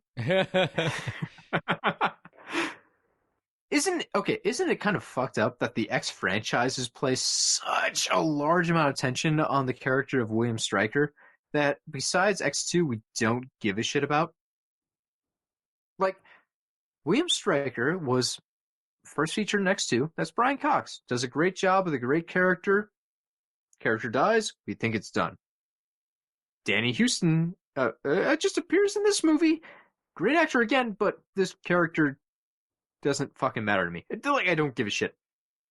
But then the movies keep going. Like, Josh Hellman played Stryker in 2 other films. Like, they keep going. I think there's a flashback with another actor as Stryker in a different film. Like, they have Stryker in so many of these movies, and I don't give a shit about him. Like, it doesn't even feel like he has that close of a connection with Wolverine. Well, the Even problem though is the focus of this film. the problem is he's the dude who watches Wolverine as he gets his adamantium put in, making him an essential part of X-Men mythos. He's there by name, but it's like, it's like dramatically, I don't give a shit. It's like Cyclops' parents dying in that plane crash. We have to revisit it over and over and over and over again. And honestly, it's like he just becomes kind of a de facto figure to put a name to. Like, I kind of like that. It's like he's a, Graydon Creed or something. Like, he just fills that role throughout X-Men history. Yeah, he's always there, which is kind of fun. But when you see him in later movies, like when they decide to go the origins route fully and do the First Class trilogy, Josh Hellman does not strike me as a guy who's be like, oh, fuck, I know what he'll end up doing. He's just there. Also, a surprisingly disturbing shot from an otherwise milquetoast film. That shot freaks me the fuck out. I don't know why. It still does. There's a lot of power to that shot. Yeah. Like, oh, God, his eyelids are gone. Oh! It's so Honestly, weird. Like, just talking about this movie, it feels like it's gone on for days, but it's weird to think that it's almost over. Like, it's such a weird, lumpy act. We've watched no like structure 3 to it. movies so far. It just, ugh. I'm Okay. mad about it watching it again. Like, it doesn't feel like it's structured like a movie should be. I was going to launch into something, but Cody, I want you to continue with your X facts because you've been trying to get them out. Those were since it. This movie Those were started. it. I've gotten Oh, the really? X-Facts out of the way. Those were it. I know, it's taking me a fucking hour, but we've gone through the X-Facts. Nothing says X-Men Origins more than Cody took the entire commentary to get through the X-Facts. 2/3 of the movie to go through the X-Facts. The thing I go through in like 10 minutes on a normal film. Ugh. Well, at least I don't have to go through my normal notes. Mike, what do you got? I want to take a few moments to be the most insane person that's ever lived. Oh, please. I am Ouch. going to make an argument that this is a perfectly fine origin for Deadpool. Nope, I'm going home. That is also not even inaccurate to the comics, really. This is Wade in the workshop. This is Wade getting fucked up with a weird Weapon X recreation experiment. He is mind-controlled in the Weapon X way, the same way Wolverine in the comics was mind-controlled through a computer. I agree. If they had just not given him the heat vision and the arm claws, The arm and claws and the just heat vision are put it- stupid. and just put him in the gray X-Force Daredevil, the Deadpool costume, he would have been a perfectly acceptable final boss for the movie. Or even fuck him up even Hold his more. mouth shut. No, honestly, the mouth shut I think thing's on paper it's fine. fine. On paper it's fine. Does it work dramatically within a narrative? This film it doesn't. I mean, it's just a joke that Wade would never shut up, but it's like, I mean, he was being mind-controlled anyway, so it's just like, it's a Deadpool joke. Yeah, just make him silent. Like he's, I don't know. There's so much about Deadpool in this movie that doesn't feel satisfying. Like he's got the fucking Mortal Kombat arms. He doesn't make for that The exciting. Baraka arms are very sad. Yeah. And don't make any sense. And even the Cyclops eye thing, the optic blast, they even put in the line pretty much saying, like, they're not going to bond correctly to A, explain him getting more scarred, and B, explained, like, why he wouldn't have that going forward. So it's... Oh, wait, it's time 3 of Wolverine screaming to the sky. Oh! It's a flashback, though. That's like So they put the optic blast in, but also make sure to get a back door in there to remove them for a later Deadpool film. Much like X-Men: The Last Stand, a lot of writing work was done to put in back doors to stupid shit Fox was making them write in. We should all take a moment to reflect on what a miracle it is we eventually got a full Deadpool series with Ryan Reynolds attached. Like, think of the odds stacked against that. Ryan Reynolds was in a bad movie that everyone hated, and yet was still so attached to the character that he stuck with it and was happy to do sequels when they were announced. In fact, some people hint he might have been responsible for leaking the footage that I think led that's directly to the movie being made. Like, what a weird Reynolds has thing. done everything but flat out say he leaked the footage himself. Yeah, like Ryan Reynolds is really responsible for this happening, which is weird because who would have guessed that a sequel to the least respected X-Men movie would spawn pretty much a really, really well-respected and financially successful spin-off series? Like, both movies made the same amount of money, so it wasn't a flash in the pan. Deadpool is well-respected as a film series. Who would have guessed? Like, what are the odds against that? It's not like we have this shit happening for any other franchise. Well, what's weird to think about is Deadpool and Wolverine went on to have prestige movies after this. This was only the graveyard of Taylor Kitsch. Pretty much. Yeah. Well, it's And will.i.am. He dug his own grave there. It's knows what very he much did. like how we need Batman and Robin to happen for us to eventually get Batman Begins and The Dark Knight. You got to rebound off of one. Like Wolverine, like we've already seen the balance tipped with X-Men 3. And the best version of that came out in those circumstances. But obviously, proving with this, that was a miracle that you could get anything in this environment. This was the environment that gave us X-Men Origins Wolverine. This had to be the adamantium bullet that killed everything. Because X-Men Origins Wolverine came out, it scrapped all of Fox's plans for the X-Men franchise at that point.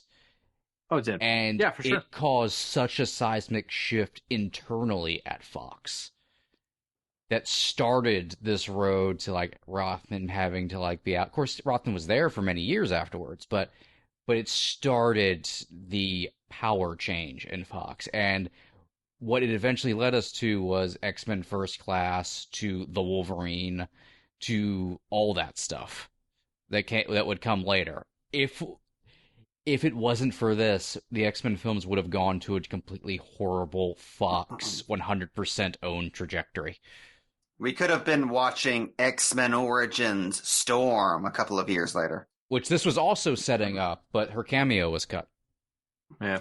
Well, it makes sense because there's so many different origin stories. This was Fox's plan moving forward. I remember for years hearing rumors about X-Men Origins Magneto that eventually Goyer was going to direct that, wasn't he?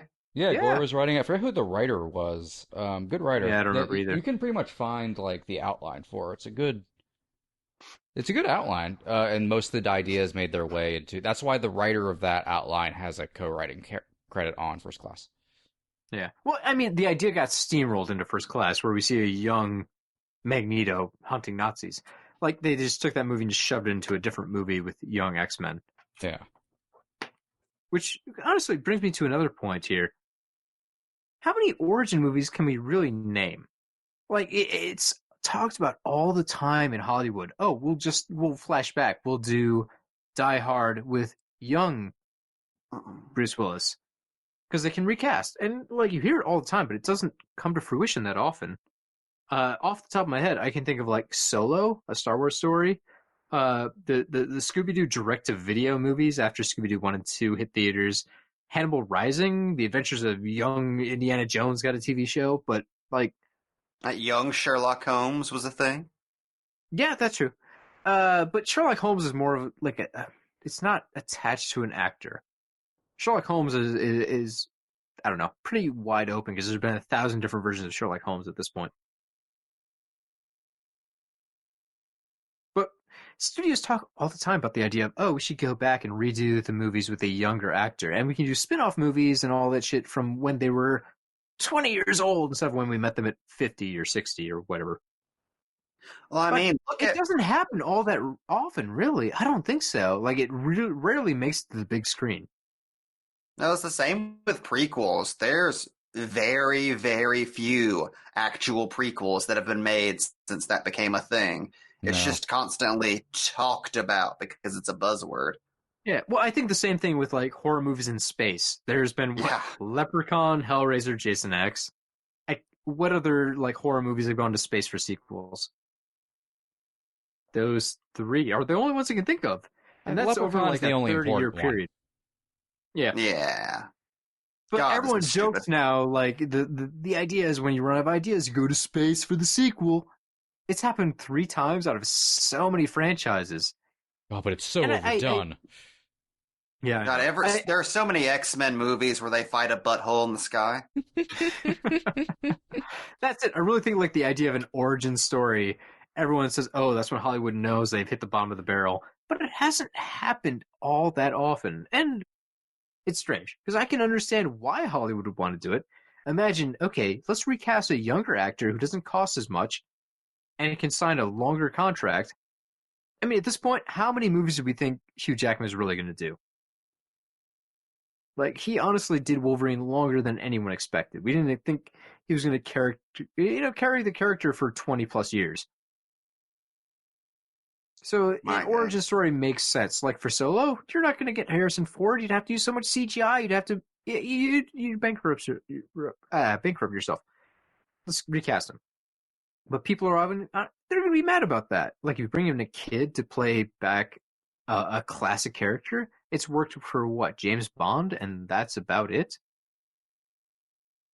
I can see why studios try for this approach of the origin story, but no one's excited for it when it's announced. God, I don't Weapon know. 11 looks so weird. Oh, really shitty. But the idea of the origin, like, thematically, does it make sense? Hey, here's a character everyone loves. What if we just had younger adventures of them? I guess that's sound. It really it just depends on the character. Like sometimes it's a great idea and is interesting, and other times it's like, why do we need like a young Snake Plissken movie? Yeah, that'd be bad. I do not want to see that. But who knows? We'll eventually get it. But other things, for years there was the rumor of a young Magneto, X-Men Origins Magneto movie, which doesn't sound good. I guess it could work because then you have young Magneto hunting down Nazis, which could be fun. That's like a James Bond kind of premise. And it makes sense from a practical standpoint because Ian McKellen is 70 years old. Like, we don't want to see a 70-year-old try and pretend to do stunts that are eventually replaced with a stuntman. So, it makes sense to try and replace him. But we're so attached to Ian McKellen as Magneto, everything else feels wrong. And his relationship with Professor X is really what makes his character interesting. They'd have to have a really good hook to make him worthwhile in his own solo film. Not that matters because that didn't happen, but that was the talk for a long time. Hey, I say Magneto hunting Nazis is all the hook you need. Oh yeah. Honestly, Yeah. most I'd watch Magneto that. I would prequel watch that. stories in the I would watch comics are fucking spectacular. I was like, can we just talk about how fucking bizarre it is that there's a version of X-Men continuity where Silver Fox and Emma Frost are sisters? Emma Silverfox. So Isn't this fucking movie strange. shaped weird? Because at the end of the film, we have That's a all good sorts of description. cameos. Like, there's Cyclops, there's fucking Emma Frost, there's like Professor X pops up for a second. Spoilers. There's so many people we recognize at the end of the movie, but the front of the movie is like you get one cameo every 15 minutes, maybe. It's Like we have weird. Blob, we have Weapon X. I'm sorry. What is Deadpool? Weapon 11? Weapon 11. Weapon 11. Just introduced The casually. Deadpool. The Deadpool. We have this really not great fight. That's a lot of green screen. Yeah. Scott Adkins is mostly playing Weapon 11, by the way. Which is Scott Adkins, what a guy. Like, he's still really great as a stunt guy. I hope someday in the future he gets the same recognition that Kane gets. He is Ninja Assassin. He's in a Also, lot of really great stuff. Like, he oh man, there's so many good things he's been in, but people always see him as kind of like the stunt guy or the expendable sidekick character who does a bunch of kung fu stuff. Isn't he Ninjak? Like a series of like I think official so. shorts or something?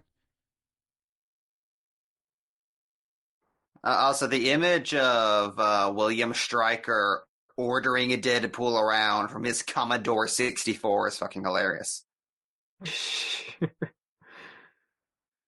Oh man, the ending of this movie bums me out so much. Like the Back idea, to back. when I heard Deadpool was going to be in this movie, I was so excited, and this is what We we all got. Yep. And again, just hearing the cast, Lee Schreiber, love that dude. He's great. And to get this version of Sabretooth where it's pretty bland. It's hard to do anything exciting with Sabretooth, honestly. I don't know, I really like stand this by that. version of Sabretooth. Well, I think he did the most with what he was given.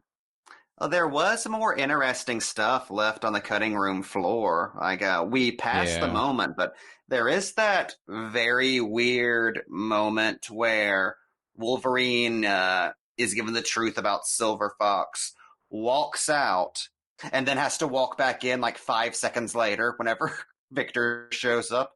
Like the X-Men equivalent of Amy Adams having to run for that fucking kryptonite sphere that Batman threw off screen. Yeah. God, That awkward. All of this looks so bad with this really, the cloud backgrounds. It looks like a Zoom meeting.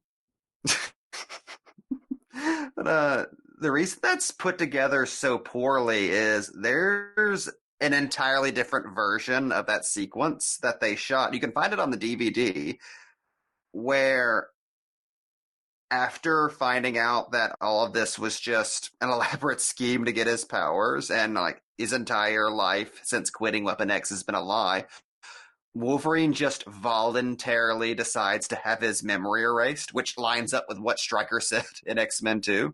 Yeah. And it's the only reason the effects are delayed is because Victor finds out that he's doing that and is horrified that Logan is going to forget him and pulls him out of the machine before the procedure's done, which is the most saber-tooth thing in the world. And I like that kind of old boy aspect of it. There's something so beautiful about the idea of Wolverine being so burdened by his memories that he's the one who decides he doesn't need them anymore. Which also does like fit in nicely with where the character ended up at the end of X-Men 2, and that was cut out in favor of a kryptonite of a adamantium bullet. Yeah. Adamantium, kryptonite, potato, tomato. Same thing. Hood greatly prefers that original bit. That's the how it happens in the game too, correct? I believe so. God, that Like is a you good brought game. up, damn, you got to give us all the answers on the game. It's a really good game. And Also, violent as Deadpool's fuck, head- too. How? There's still 14 minutes of this bullshit. Oh, here's Gambit. Deadpool's head bringing down that silo as it spins around, shooting lasers as it dies. I'm sorry, I wasn't paying enough attention. I could have sworn there was a scene of Gambit climbing up some sort of wall with his staff broken too. Yeah, they don't know how Gambit's Yes. powers work, apparently. This is the first time in an X-Men movie something the third act is directly correlated to an event in actual history. It's the Three Mile Island incident, apparently. Yeah, So that's I just mean how that's it a happened. fun Mutants. thing that they will do in future movies. I don't think that's wrong of them to do. To try and tie it's fucking history with great. the film. It's just fun, it's weird. It's fun. in a Wolverine movie. Yep, we're gonna ignore it from now on. Is this even in continuity? I don't No, think it is. No, none of this is in continuity. Cody. none of this is in continuity. This And movie again, never this happened. movie was never in continuity. It's not even affected by Days of Future Past. Well, that's it the thing, didn't it's- happen. It's confusing looking at the X-Men movies and trying to figure out like what is official continuity. I know it's pretty fanboy easy to stick figure that, out. but- It's just not this. It's bad, so it's ignored. well, this goes unless out. you But go by James what about Mangold, what about who does what about acknowledge X-Men the- 2? Does X-Men 2 count? And then Logan makes it all Yes. kind of weird too because it makes it It's seem like really a lot of the simple to events could follow. just be in comic. Wait, book why form. would X-Men 2 not count, Cody? No, what I was saying was Logan might make a lot of this fictional because of the idea of Wolverine picking up the comic and seeing the X-Men as comic book characters and dismissing them. Logan kind of does its own thing as far as continuity is concerned. It's just what Mangold thought was right for the story, pretty much. I'm sorry. It's just more of like a upsetting thing I think I've ever seen in a theater. Logan's I hit him with an adamantium bullet. Luckily, that clears his memory. What I love about that is it means there's a fucking hole in Wolverine's head that Xavier never noticed in all those X-rays. Or he just decided not to tell him. Mangold did bring back the bullet, though. Use it that it'll actually kill him. Yeah. I mean, it's a fine idea. But, no, it's not. The adamantium bullets, it's just such a hand-wavy... No, it's a stupid... erases the past. No, it's a stupid idea that it erases his memory. It's a fine idea that it fucking kills him. Yeah, that's Oh, sure.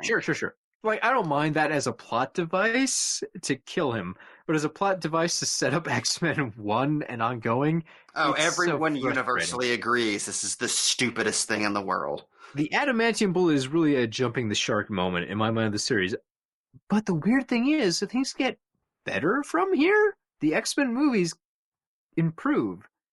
So instead of the series getting worse, like Happy Days after jumping the shark, this is the point where they realize, oh, we've hit rock bottom. Let's turn around. Oh, this was the apocalypse. Like, the world ended, and then the world was born anew afterwards. This was the flood. This was Fox's Tower of Babel. It's surprising, too, because we talked about how bad this movie is without getting into details about any of the specific parts. But if someone has been watching along with us, you would realize all the weird shit that's happening. It's not entertaining. It's not engaging. This is weird. Like, it's connected to the rest of the series without feeling like it should be. Oh my god, what did they do to Patrick Stewart? Also, that's not how Cyclops' powers work. Like, you can't just put a metal plate on his face. Oh, he's fine. That's not how... That needs to be ruby quartz, but... God, whatever. Look at them run from that green screen. They're in the woods. It's almost like that was shot by a second unit the last minute. The compositing is surprisingly bad. And to be fair, around this time, people were not experts, I would say. They were okay at compositing, but it's very easy to tell the difference between the foreground and background elements. Yeah. So, honestly, 2009, by this point, they should have had this shit kind of figured out a little bit. I fucking love how there was a hot second where we were supposed to buy that this was Wolverine's first memory. Like the Wolverine we met in the first X-Men movie. Next to a dead chick and ran away from Gambit. And then became a trucker.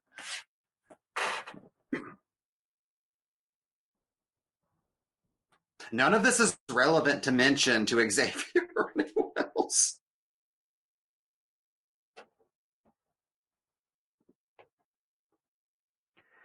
Oh, look at that nuclear background. Oh, Gambit's trying to reason with them. We're not friends.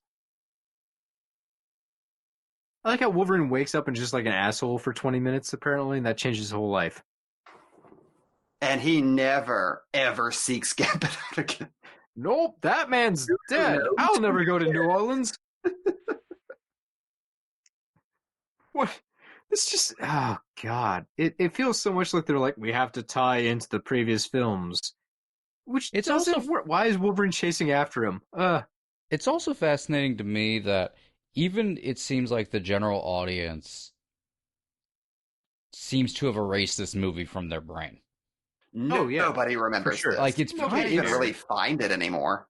No. It's pretty hard to find. Yeah, it's like Wolverine's origin for the general audience is still kind of a mystery. Yeah. Again, going back to X-Men the Animated Series, I think they did it right. We have episodes where he brushes into the past and he meets members of people who are instrumental to his past, but he doesn't see how it all worked out necessarily. There's the question. It's like a Joker thing. He doesn't know which one's right. He just has to trust some of his memories.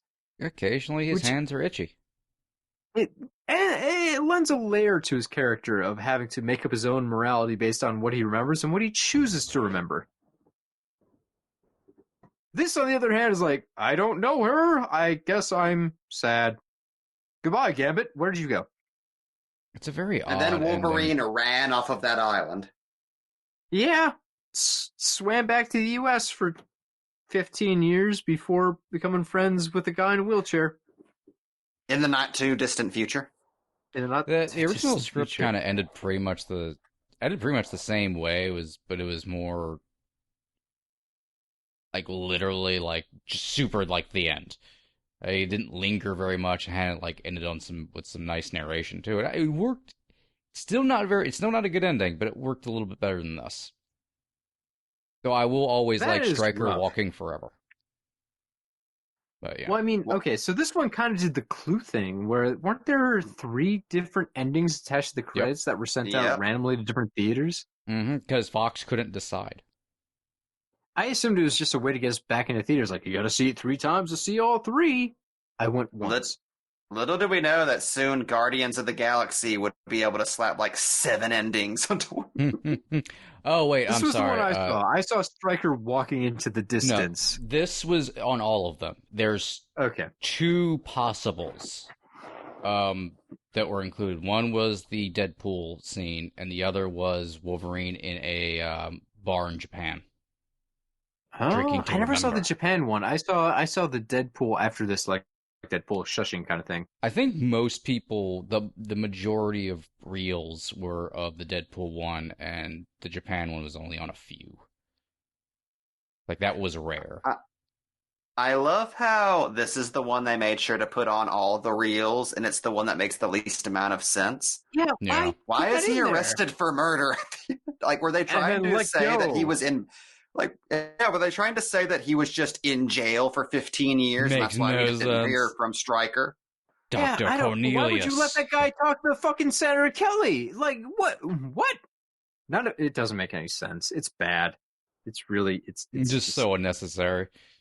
But it's strange because it's unnecessary, but they're also committed to connecting to chronology.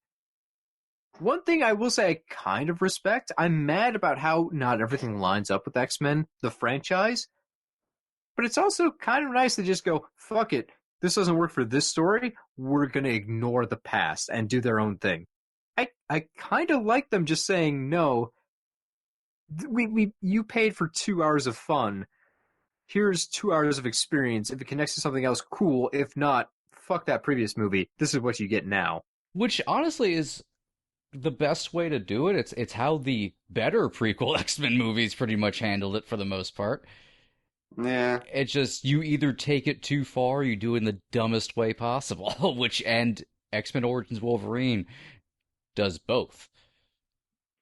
It is nice. I'm glad we got through the worst of the movies, because everything from here, even though there's been a couple of stinkers, is better and more entertaining than this. Like, I'm a big fan of First Class. I think that's a lot of fun. That was awesome. And the other Wolverine movies? I mean, I think most people agree that Logan is the best one. I personally have a fondness for Wolverine over Logan, but I like all 2 out of 3. I'm very excited for us to get to watch Wolverine fucking up ninjas. Oh yeah, the Wolverine director's cut too. Oh yeah, him throwing ninjas into a fucking snowblower. While Yukio laughs and laughs and laughs. I'm so excited. I think the X franchise from here decides to go some pretty fun ways. And I don't want to blame it on the idea of going origin style, where the studio is more focused on restarting a franchise without losing continuity and fan base. Is that, I don't know, to me that's why people go origin style. You want to keep all the credit you gained with the previous franchise, but essentially reboot it. You know, just have them live their life 20 years before you knew them, so it's a new actor and new times, and nothing really connects or matters to the previous entries. A lot of times it's kind of a have your cake and eat it too situation. Yeah. Additional visual effects by Are any of us going to go see Die Hard like 7, where they have a recast version Die Hard Year of One Bruce is Willis? also a Die Hard sequel because it flashes back and forth in time, and I just somehow They've been teasing that for years, Mike. Do They you think keep it'll saying happen? that movie's still happening, but it's been happening for like 5 years now. Bruce Willis is going to be 70 by the time that comes out. It's going to be weird. I don't think that thing's happening. Especially now that it was a Fox movie and Fox is now owned by Disney. Yeah, that would hurt. How old is Bruce Willis? I know he's old, but I try not to think my about God, it I because just it's looked up. like he's in better Bruce shape Willis than is me. 65. Oh yeah, he's in great shape. Like It bothers me. It's like this is people- like when Harrison Ford was in Indiana Jones 4 and looked more ripped than I could ever dream of being. I As can't think of a like 69-year-old. Harrison Ford is old as shit, and he could kick my ass. He'd I murder think you me. could bench Like we press couldn't even me. arm wrestle. He would beat me to death with my own arms. Bruce Willis, 65, still in better shape than I can hope of, but you're gonna see that on screen. It's gonna be weird seeing John McClane as like a 70-year-old. It's probably time to move on. But studios are also very apprehensive of that because people get angry. You don't want to see a new actor in a familiar role. People get mad about that. It only has worked, well, pretty much every time, I think, honestly. Like Hey, Mad Pete. Max, all of a sudden Tom Hardy makes a really good Mad Max and people accept it. That's extenuating circumstances, though. America did not want to see Mel Gibson come It's back. true. No, that's the It's thing. like- No one wants to see these, but eventually they adjust. It's like when Facebook updates. We're like, oh, this is bad. And then 2 months down the line, we're like, that's what it is. Well, I think if every actor that originated these roles accosted a woman and was a just foaming at the mouth anti-Semite, then I think it would be easier to recast them all. But unfortunately, that's just That would for help. Mad Max. If only every James Bond did that at the end of his career. Oh my God, that'd Like, be if so Daniel Craig sad. could go out Could and you just make himself a imagine? monster. More fucking just going on some kind of weird Holocaust was fake rants. That's so sad. I don't like that. I don't like the scenario you've posed, Cody. Couldn't these actors, like Harrison Ford, couldn't you just go out and be like, "Oh, the future is old people. Ah, we're gonna blow the planet up," and then be like, "Oh, cool, we can recast Deckard now. It's fine." Timothy Dalton puts on a red cap. Make America great again. Cha-ching. Something like that. So we knew, like, oh, we can move on. These people don't own the role. So I will say the fact that this can be the after credits sequence to a movie is proof that Deadpool is one of the greatest characters in all of fiction. It's true. It was Oh, this one hilarious didn't- when we. Oh, the video we're watching did not have the secret double ending. No, we just had the Deadpool one. So Oh, seek man, that out, fuck. folks at home, for the Japan one. Folks at home, why'd you listen to us? This is a waste of 2 hours of your life. Not that it matters Oh, because man. that wasn't the Japan story that we got, so it doesn't really matter. But yeah, No, if there's a teaser in X-Men about Japan, assume it's fake. Like, it won't lead to anything. It is hilarious if you watch the Wolverine trilogy back to back and get that ending, and in the Wolverine has never been to Japan. Oh, well.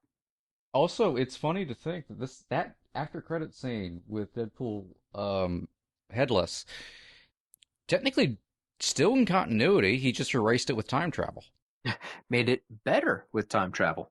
Yeah, so there you go.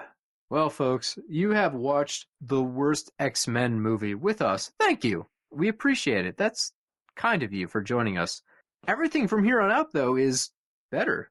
So, theoretically, our commentaries have to improve with the quality of the movie. That's Don't worry, how I will that scream about works. studio politics again at some point, but we'll get there. Oh, undoubtedly. Yeah, you keep Undoubtedly. saying we've watched the worst X-Men movie. We have not gotten to the grand finale yet. Oh yeah, I'll just me yelling about greed and just the destruction of the world with capitalism and just dirty deals and monopolies and the state of the world, which we all might as well just fucking go outside and breathe in each other's faces and die if it's gotten this bad. I want to also mention Gavin Hood is the first X-Men director we've had so far who does not have a history of any accusations of sexual abuse. It's Like, Gavin refreshing, Hood, isn't a it? That we decent fucking person know according of. to the Sorry, internet. Gavin Hood, that was mean of me. innocent till proven guilty, I guess, but like the other guys don't have clean histories. Gavin Hood, for all I know, a pretty good person. So How about Matthew Vaughn? give it up for him. You doing good? We haven't, yeah, I think. I don't know. I haven't done research. Vaughn's We haven't. still good. I check these things. Vaughn's still good. All right, Okay, cool. I was gonna say, I haven't gotten Mangold's up to great. first class. The only problem with Mangold is I just occasionally confuse him with Dave Bautista. Oh, what? What? That's a question for off the show, folks. I don't understand. I'm going to get more answers. Thank you very much for joining us. If you want more Box Office Pulp, you can actually find us. We have our own website. Pretty cool. I'm excited. Box Office Pulp. Check us out. We're also on iTunes, Stitcher. You look us up. Facebook, Twitter, at Box Office Pulp. We're around. We probably answer to fans. We're not that high and mighty. We're normal folks like you. But we talk into a microphone and pretend we're important. We're not like normal folks. Normal folks are better. Normal folks have friends. Yeah. Anyways, what do you guys have to promote that's not Box Office Pulp? Go to horrormovieshub.com and read my intermal ramblings on horror movies and things. Mike, can you say that again, but with more pep? It's very late. Fair enough. Well, you can check me out on YouTube at Comic Macabre, my YouTube channel where I talk about odd and obscure bits of esoterica from the world of comics and horror. I'm hard at work on the second episode right now, so I'll hopefully be dropping that in the next couple of weeks. There's a goddamn hype entry. Thank you, Jamie. Whoop, Anyways, whoop. folks, there will be more of us covering X-Men stories in the future because we're all stuck at home forever. So eventually we're going to just talk these. We gotta. Thank you so much for joining us. That's a wrap. Get the hell out of here. You get more out of life when you go out to a movie.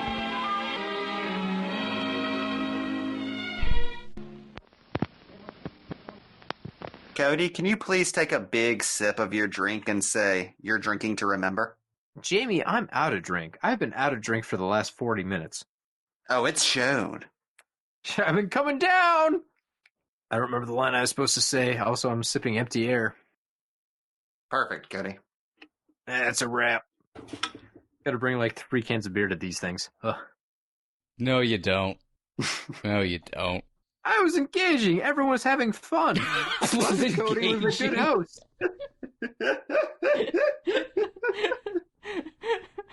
Please No, say that on your next blind date. I've never heard anyone yell at somebody for over a lack of beer by saying, I was engaging when I was drunk. You bastard." I was a better man. Please remember to replace the speaker on the post when you leave the theater.